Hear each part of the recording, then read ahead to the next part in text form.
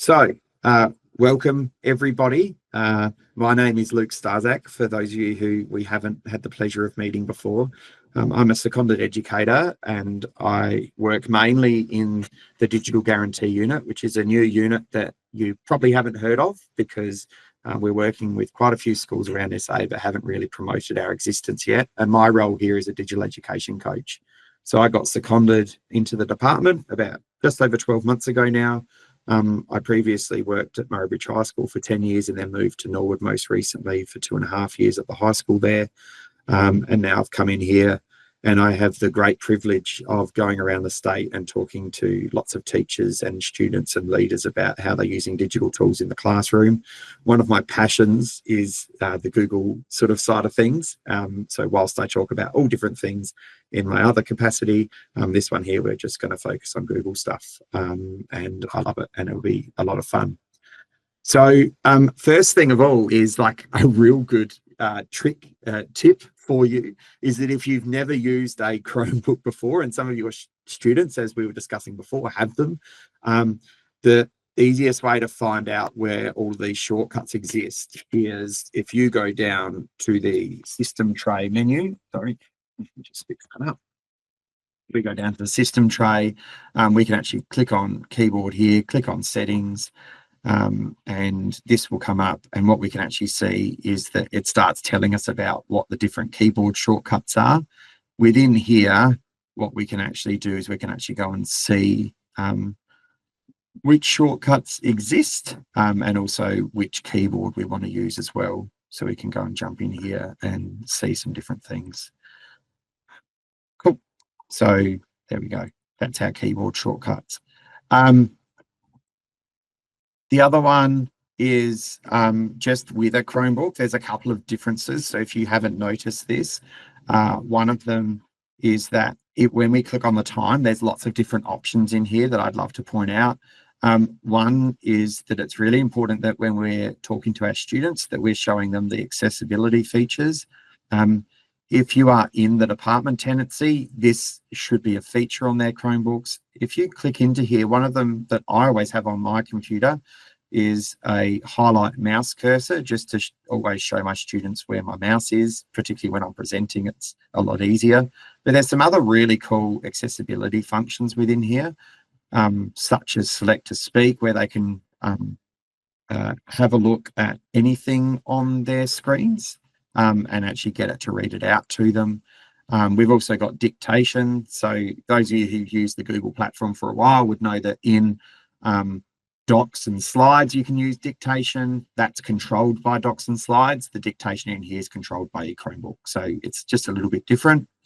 A really new feature that's actually kind of cool, and I wish I had a real use case for it, but unfortunately, I haven't actually come across a student who required this yet, but Chromebooks have actually just released across all of their Chromebooks, doesn't matter what model you have, is the ability to use face control. So this is particularly for students who might have barriers to learning, such as fine motor skills.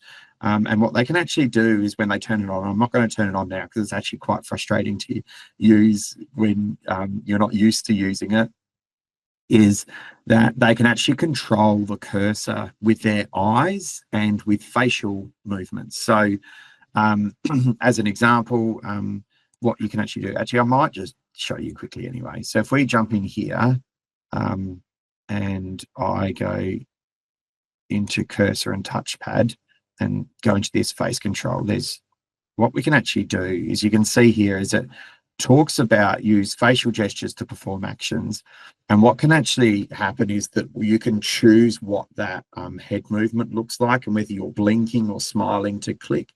I'm not sure if that represents any students in the schools that you are currently in, but I think it's a really cool feature that probably we should be showing some people about. So that's that accessibility. The other one in here that's kind of cool to use is that within our sound menu, this little button here actually turns on live captions. So anytime we are watching a video or an audio through our Chromebook, what will happen is a black box, and I'll leave it on because you'll see it pop up later when I should play this video.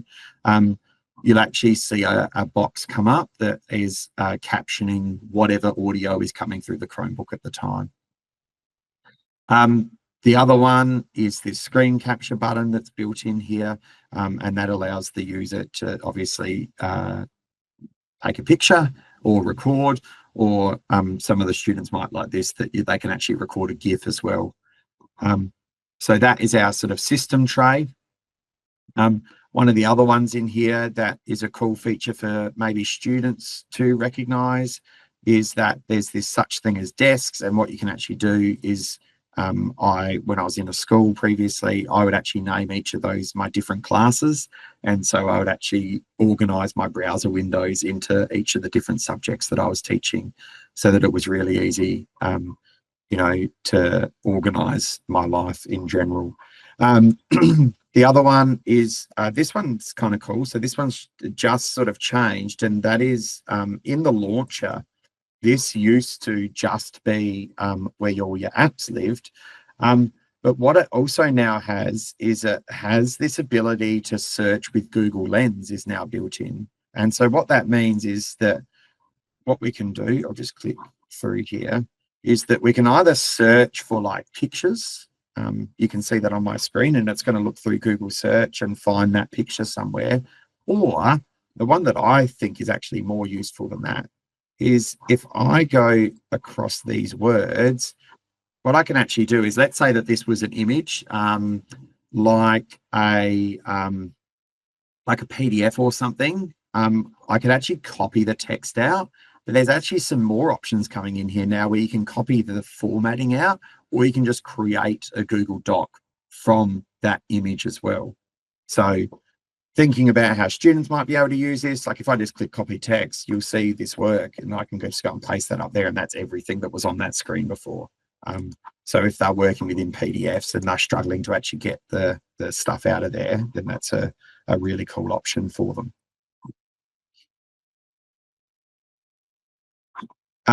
This is sort of some stuff I spoke about before. So we've got that facial expression and head movement.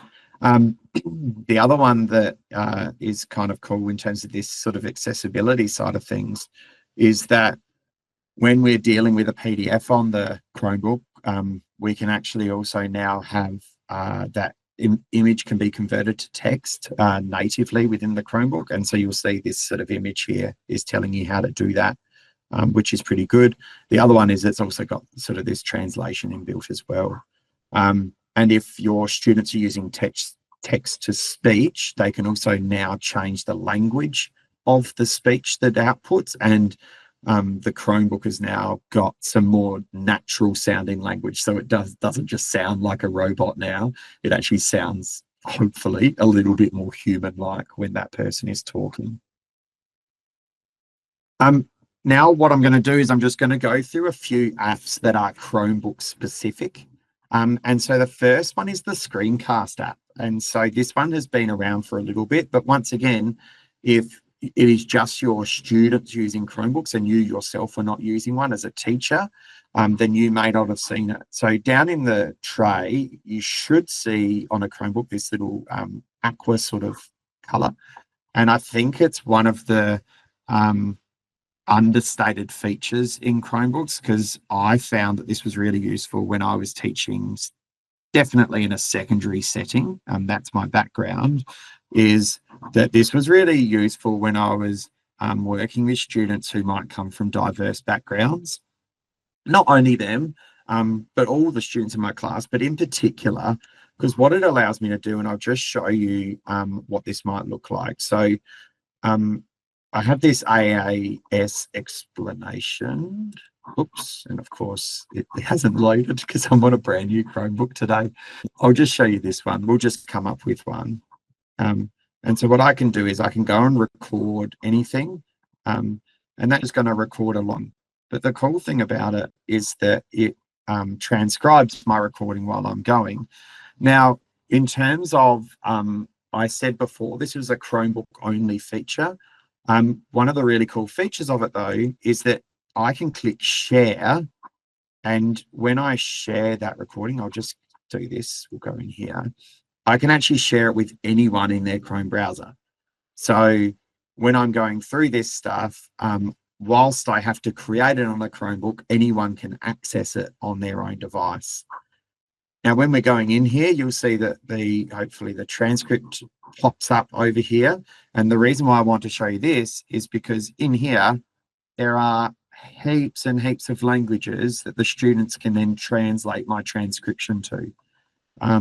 I would encourage you that if you have access to a Chromebook, to give this a go and then to find a language that is not in that list. When I was at Norwood International High School, I did some testing with a lot of our students there to get them to check the translation, because sometimes Google Translate's got a bit of a bad rap for its ability to translate. But this does it really well. And lots of students from diverse backgrounds were saying it was actually really helpful. The other cool thing about in here is that it's actually got a full editing suite as well. So if the video is longer, you'd be able to see it, but you can mute sections, you can trim them, you can add a section break above and below to allow the students to sort of go through the video a little bit easier. The other thing is the transcript is fully searchable as well. Cool. So that is the Screencast app. As I said before, like split trim your video, mute audio, and translate the transcription into over 100 languages. Hey, here's a feature that I have to caveat and say it's only for Chromebook Pluses. Unlike other platforms that exist, I would like to point out that a Chromebook Plus does not necessarily mean it is the most expensive Chromebook on the market. You could go and get a $350 Chromebook Plus from JB Hi-Fi right now. So this I actually use today, and I'm not going to show you only because it has the transcription built in for the conversation I was having. But what's really cool is we've been talking about this across lots of schools at the moment and been struggling to find something that was able to take the recording from one microphone and attribute the transcription to different speakers in the room. And we tested this out today and it worked really well. So we were thinking about the applicability of this for students in the classroom, that how cool would it be that if you had a device that was able to do this, that you could capture group discussions, but the transcription actually acknowledged who said each thing. And so thinking about students presenting evidence of learning, that there's some really cool use cases here, I think, for that. So it's exactly like you would use on a phone or something like that. It's a really basic recording app, but it does have this part in it where there's a bit of AI built into it, and you can actually read through the transcript, and it acknowledges everyone's speaking role within whatever happened there. There's another one that's actually just appeared, and you can actually get to this right now. It's called Camera Studio. I don't know the full history of this app. I think that this app is one that was essentially bought by Google and that they didn't own it before. Basically, the idea behind this Camera Studio, and I think it's a really cool idea, is that this Camera Studio app is built in, and you can see up here, optimized for Chrome OS. The idea behind it is that when we have like lots and lots of different cameras, you might have a Logitech camera, you might have a, what's that other brand I'm trying to think of? I can't remember it, but there's like, document cameras and that we install all this different software, and then we just end up with different software all over these laptops. The idea behind this Camera Studio app is that you can jump into there and see all of your different things, and actually just through one recording app, record lots and lots of different cameras. So what I was going to do is actually open it on my device for you to see what this looks like. So at the moment, hopefully what you can see is that is one camera. So that's coming from my laptop. If I go into here, I've actually got another camera plugged in, which is on the screen, and we can flick over the camera instead, and hopefully that one turns on. And of course, oh no, there we go. And so we can go and turn that on. The other things we can do is like what you would do in other like Logitech camera apps or anything. You can do the flipping stuff. there's quite a funny story about that, actually. I saw the other day about a certain US politician who was struggling with his camera because he couldn't work out why the words behind him were back to front. But this will fix that for you. We can flick all that. We can rotate that camera. So let's say that the camera might be positioned in a certain way and we can't work out how to flip it because we actually want it like that to record whatever we're recording. It means we can do that. We can pause the camera feed so that you can't actually see what's going on. You can annotate in there. You can capture the live feed. And then you can also make it either save to your local device or chuck it out to your Google Drive as well. So, yeah, and I think I've just stuffed up my camera, haven't I? Hang on. I'm back. Beautiful. And yeah, so I think, I don't know, I think that's could be a useful thing for our students to use, particularly from what I'm seeing across lots of different settings in different classes, that there's lots more evidence of, I guess, with AI, of students recording their understanding or their evidence of understanding in the classroom, and that they're using a multitude of platforms to do that. So this is another one.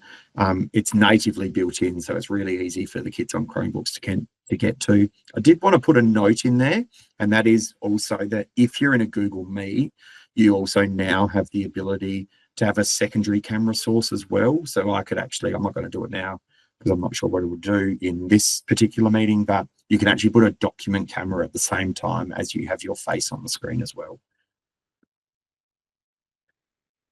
The other one we have is that Google Tasks has now come in. This has been around for a little bit, but I just thought I'd update you on it. And what that is that it's now directly integrated into Chromebooks. So it might be an idea just to point it out to your students, but essentially in here, what we can do is we can see this one, if I had Classroom running for me personally, you can actually see like all their classroom tasks are automatically built into that task tray. Up here is my personal task. These are my Google Classroom tasks. What's cool about that is when a student clicks on the task that's sitting in that, it'll pop them straight into Google Classroom and show them what that task is that they're actually looking at. Yeah, I think it's really cool.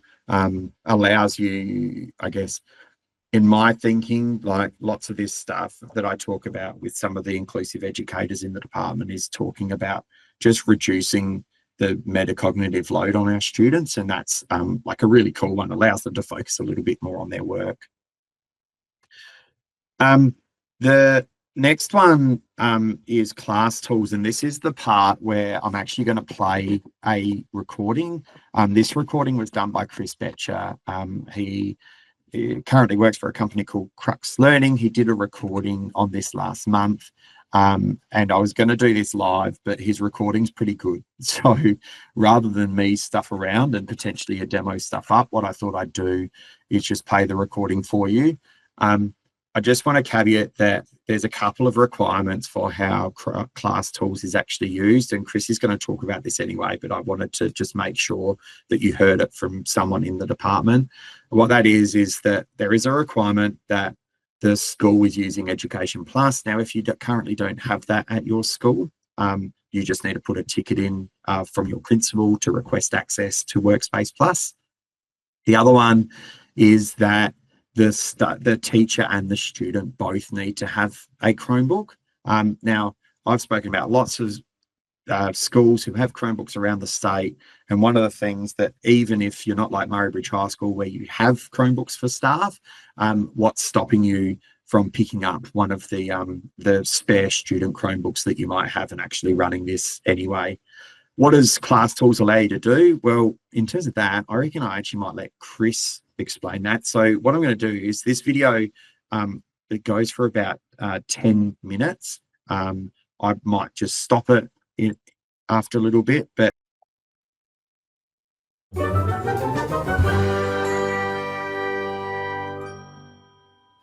well, welcome to this session where I will try to explain to you how Class Tools work. And it's a little bit tricky to demonstrate because it requires both the student view and the teacher view for it to make sense.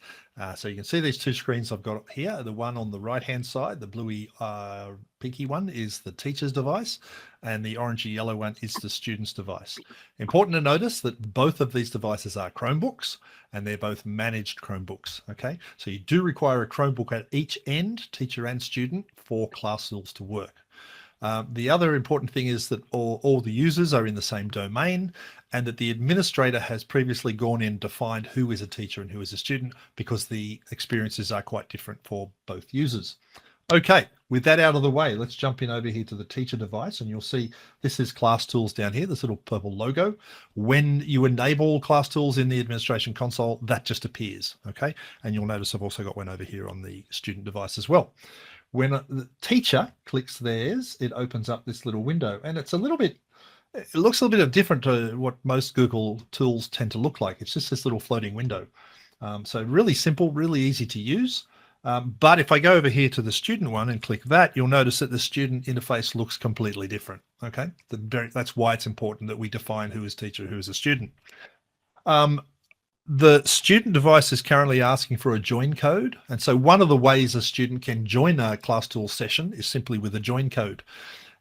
The reason that's important is because if your school doesn't use Google Classroom, for example, you can still use Class Tools. You don't need to have the classroom grouping set up for this to work. The students just join with a code, and it all just works as expected.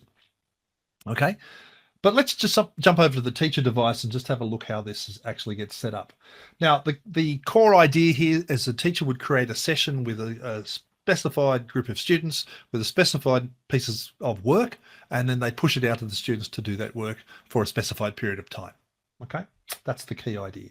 So let's just go in. First step, choose our students.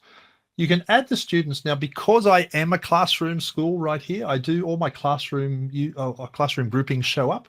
So if I pop into here to demonstration class, you'll see here is 5 sample students. I've only got one of them over here, so let's just turn these off and just pick in the one we need, but I could choose them all. If I add that student in, and even if I had students in other classroom groupings, I wanted to combine them just for this session, I can do the same thing. I can go in there, pick them from a different session, and also bring them in. So you have the option to sort of combine groups and combine classes. Or if a student is not in a classroom group, they can just join with the join code, as you can see there. All right, step 1 done. We've chosen our students. Step 2 is to pick the resources we want our students to interact with. So if I go in here, I have really 3 ways I can do this. One is to just give them a link. So if I choose links, I can paste a link in there to a web page or a resource or a YouTube video or an arts and culture page, whatever it might be. I can say to my students, here's something I want you to go and interact with. I want you to go and look at this. Okay, I paste it in, and I can add as many links as I like. So that's one way to do it.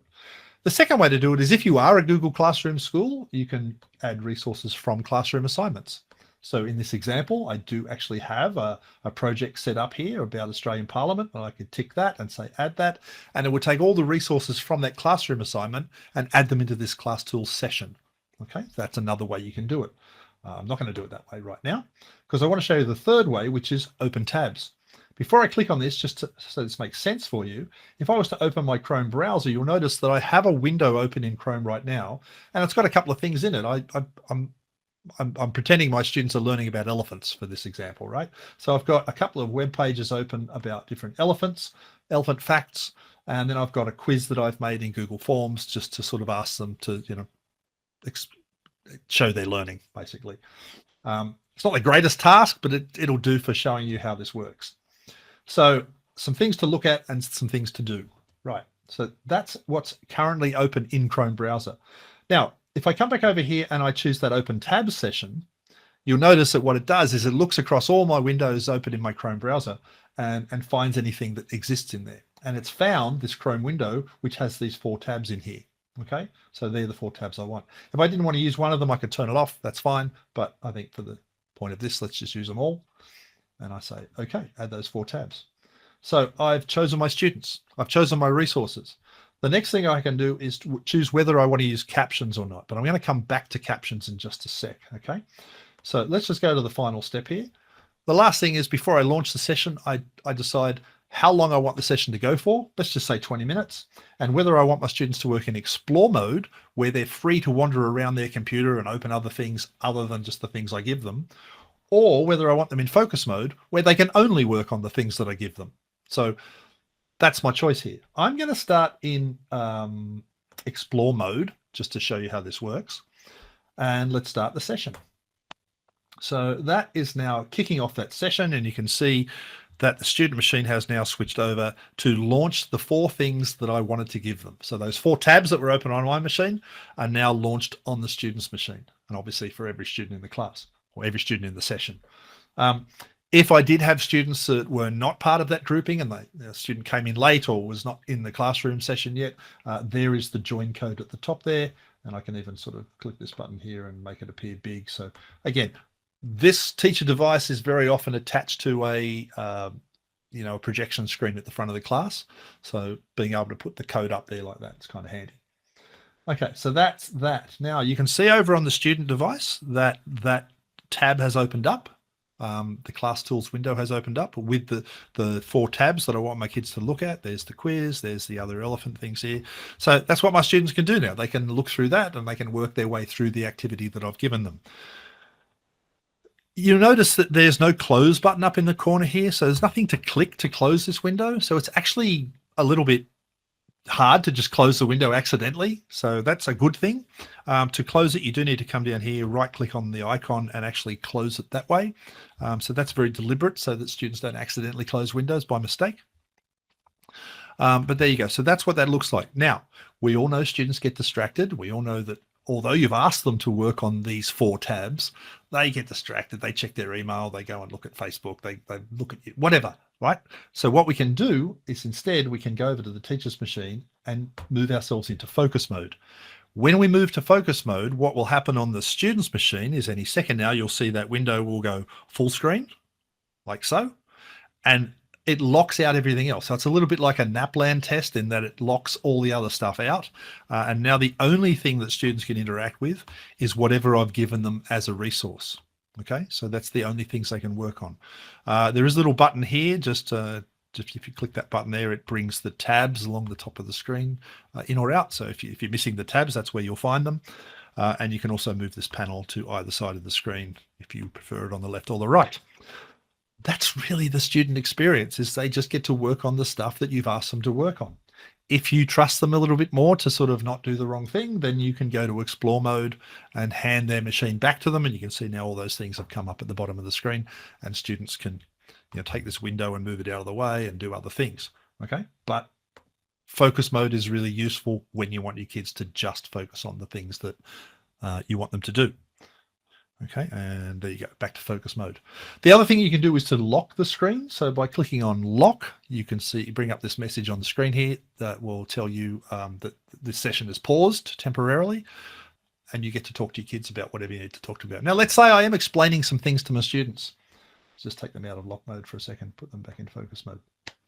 Let's say I am needing to explain some things to my kids. I want to give them some explicit instructions or explain to them how I want to approach the task. I have the option of putting some closed captions in place. So choosing this and showing the captions on my screen, I'll move that out of the way. Now, as I'm talking, I've got my captions coming up on the screen. And remember, my screen as the teacher is very often the screen on the big projection screen in the classroom. And so the kids now have closed captions for what the teacher is saying.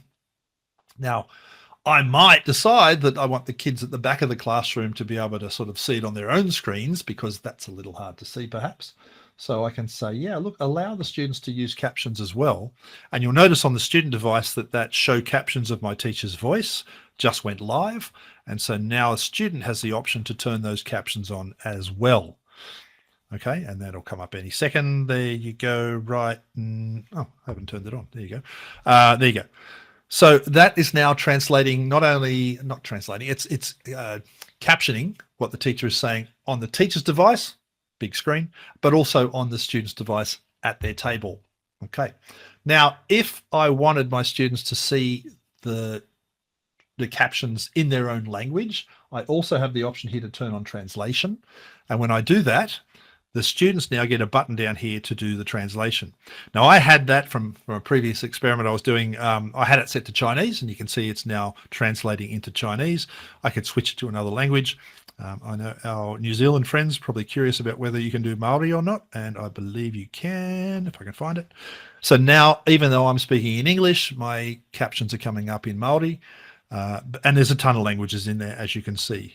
Pick anyone. Let's go to Bulgarian, just because we can. And so having the ability to put my teacher instructions into a student's local language, I think is a very interesting proposition. And I can stop translating if I need to do that. And it goes back to English. So that's the translation. That's the captioning. I think it's a really useful tool. Okay, so I hope that gave you a little bit of an overview of what ClassTools is able to do. I think it's a really exciting feature that has just come to Chromebooks, and I know that lots of schools, as I said before, around the state are looking into how they could actually utilize that, because I in particular have been thinking, like from my own perspective with senior chemistry, and thinking about like, oh, how cool would it be to utilize some of the screen recording software we've spoken about, or even Google Vids, like the new video generation software by Google, which is free, is getting them to record their screen during a ClassTool session where I maybe give them a Google Vid to work on, and I might give them, an AI engine, and then I actually get to see how they might attempt to test in another window as well. And I could therefore limit them to that environment. Let's say they're using something like Notebook LM, and where Notebook LM, you can now set it that they don't actually get given the answer. That it's sort of like it's a prompting exercise where essentially they can ask questions, but the engine ends up prompting them back. And so it's sort of like looking through what sort of knowledge they already have about a topic. And what if I could record that in a defined environment? Well, that's actually now a teacher supervised thing, which means that it's actually applicable in SACE as one of those direct supervision learning activities or assessment activities. So yeah, I think there's lots of applicability to it, but yeah, it'd be really interesting to see if any of you end up using it in your schools. We're going to get into a few features that are just sort of coming up from Google that you may or may not have seen recently. One of them is that if you have jumped into Gemini, just a quick caveat, Gemini and Notebook LM, if you are using those, can you please make sure you are signing in with your school's SA EDUAU account? Because if you do, then your data is protected and private and stays within our Department for Education instance. If you are using a personal account, it will not be doing this. So really, really careful. Please make sure you're doing it like that. So without that caveat out the way, one of the ones that's come up is that in the Gemini app, you can actually now edit images using a prompt. And you can see an example of this where we've, converted these rain boots and put flowers on them and turned them into flowery rain boots. Beautiful. So there's some of that. The other one is, you would have seen this while I was just showing this video, is that you can actually now, all of your Google, all your videos in Google Drive can now natively open up into Google Vids. And so you can actually edit them straight within your Google Workspace instance now as well. That's coming soon. This one I've had a heap of fun with. I was talking to my daughter about what I do for work, and I was really struggling to explain it. And so I actually ended up using the example that's given here, where I uploaded my CV for my current role, plus a couple of things that I'd produced for different schools around the state, and got it to make a storybook about what my life might look like when I go to work or when I go traveling around the state to talk to schools. So I've also seen some really cool examples of this in schools where they might be teaching a different language, and so they get Gemini to create a storybook for the kids, but then they actually get it to create it in the language that they teach at the school, like German or Japanese or Indonesian or whatever other languages that there might be. The cool thing about it is, like with everything in Gemini, you can upload files from Drive or even from your computer and give it reference material, which means that we can actually make it synthesize to sort of the information that we actually want to give it. I think this is probably one of my most favorite features. I hinted at it, that it's now coming to Notebook LM as well. But in this image, hopefully what you can see is that Gemini now has guided learning mode that you can turn on. You know, whilst we don't have this turned on for our students in our department at the moment, what about putting this up on the screen and just having a conversation with your children in your class about something? Like, I've done one about the particle theory model before, and it's really cool because it starts to ask you questions about what do you actually understand by particles. And so rather than giving you the answer of, oh, did you know that, you know, solid, liquid and gas, we're increasing the energy and that's making them move faster, it'll actually prompt you and try to get that answer out of you instead, and to see what you actually understand first. Another one that's come is that there's also some really cool exam prep tools, such as in Canvas, where you can do quizzes, flashcards and study guides as well.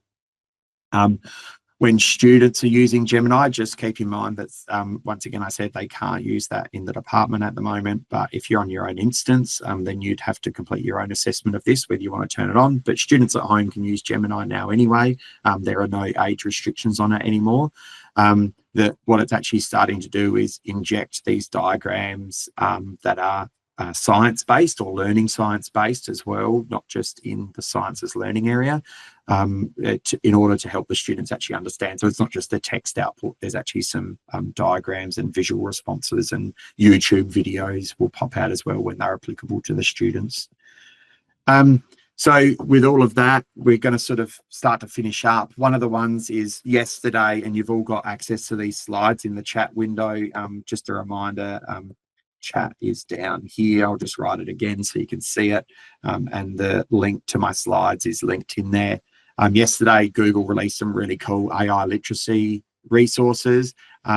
If you've ever used Be Internet Awesome before, I'm not sure you have, it's like basically a digital literacy course and sort of game for students to play through. They recently joined forces with LifeEd, so a pretty renowned provider of sort of that cyber safety, well-being, in general, life education for our students across Australia. And part of that, what they've actually done is they've put some AI literacy into that module as well. The link up here is to the Google blog, which is basically outlining that they haven't only done this for students, they've done heaps of resources for teachers around AI literacy, and also for families that you can provide home.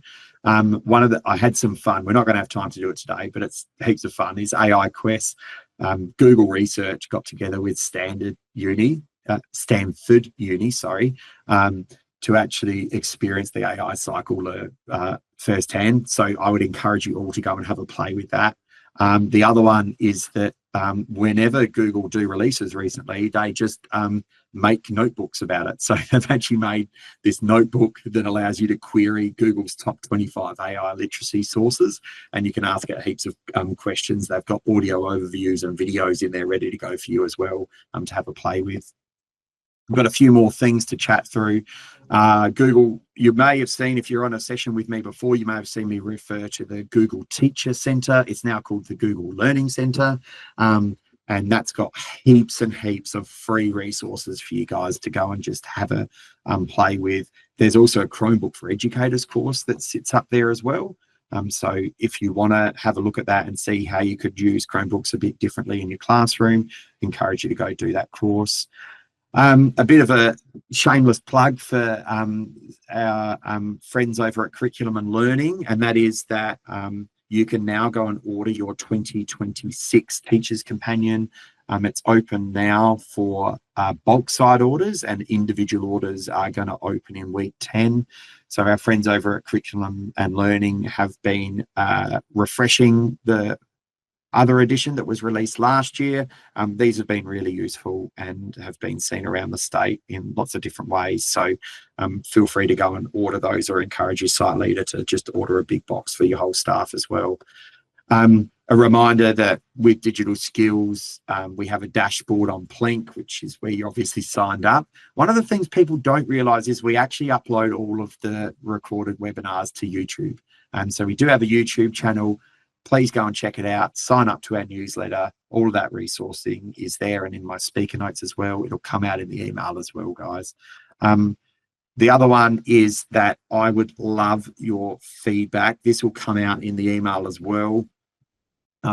Please feel free to give me that feedback, and that is not text, but hey, we're on a Chromebook, so let's just use out that feature that we used, that I taught you about before, and we'll just go and get that text out, and then I'll chuck it in the chat for you. And of course it's going to work, and of course it's not working, which is awesome when you're trying to do a demo. Oh, we nearly got there. Oh, it actually did work. It's coming into your chat. Sorry, I should have been more patient with it. We love your feedback. If it's bad feedback, don't bother filling it in. No, I'm just joking. I would love to know how I can improve. But yeah, thanks so much for joining me. I hope there was something in there for you and you managed to take away one little thing that you might look at for your classroom. So yeah, I'm going to stop recording now. Thanks so much for taking the time to join me. If you want to stick around and you've got some other questions to ask me, please just wait for this recording to stop and then you can jump on.